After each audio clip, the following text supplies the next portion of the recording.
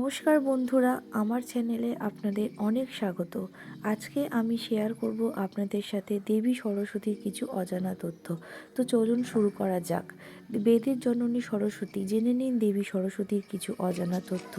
পুরাণ অনুযায়ী এই তিথিতেই ব্রহ্মার মুখ থেকে বিদ্যা ও বুদ্ধির দেবী সরস্বতীর উৎপত্তি। আজ শুক্লপঞ্চের পঞ্চমী তিথি। এই তিথিতেই সরস্বতী পুজো হয়ে থাকে। এই শুক্লা পঞ্চমী তিথিকে বসন্ত পঞ্চমী অথবা শ্রী পঞ্চমীও বলা হয়। আজকের দিনে স্কুল কলেজ সহ প্রতিটি শিক্ষা প্রতিষ্ঠানে এমনকি ঘরে ঘরে বাগদেবীর আরাধনা হয়ে থাকে। চলুন জেনে নেওয়া যাক শুভ সময় কখন থেকে আর এই তিথি কতক্ষণ থাকছে।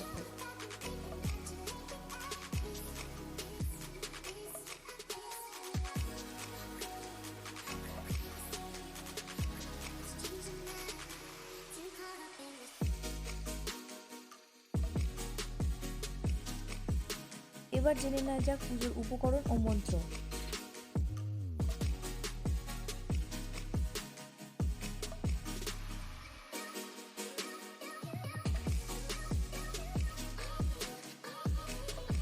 নম সরস্বতী মহাভাগে বিদ্যে কমল লোচনে বিশ্বরূপে বিশালাক্ষী বিদ্যাং দেহি নমস্তুতে।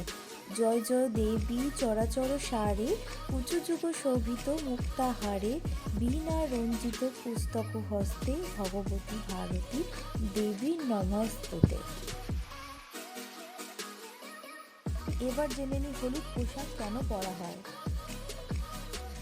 হিন্দু ধর্ম হলুদকে শুভ বলে মনে করা হয়। এই রং আমাদের জীবনের আশা ও নতুন উৎসাহের সঞ্চার করে। হলুদ মা সরস্বতীর প্রিয় রং বলে মনে করা হয় ওই দিন হলুদ পরলে মা সরস্বতী প্রীত হন। পুজোর দিন দেবীর আসনে হলুদ রঙের পোশাক কাপড় বিছিয়ে দেওয়া হয়। হলুদ ফুল তার পুজোয় অবশ্যই নিবেদন করতে হয়।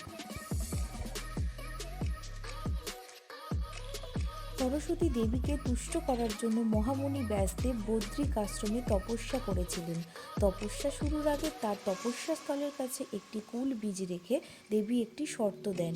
এই কুল বীজ অঙ্কুরিত হয়ে চারা থেকে বড় গাছে ফুল থেকে নতুন কুল হবে।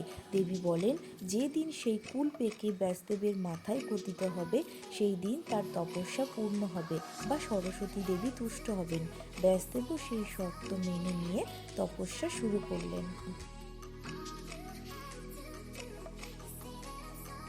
ধীরে ধীরে বেশ কয়েক বছরে এই কুলবীজ অঙ্কুরিত হয়ে চারা থেকে বড় গাছে ফুল থেকে নতুন কুল হয় এবং একদিন তা পেকে ব্যাসদেবের মাথায় পতিত হয়। তখন ব্যাসদেব বুঝতে পারেন যে সরস্বতী দেবী তার প্রতি তুষ্ট হয়েছেন।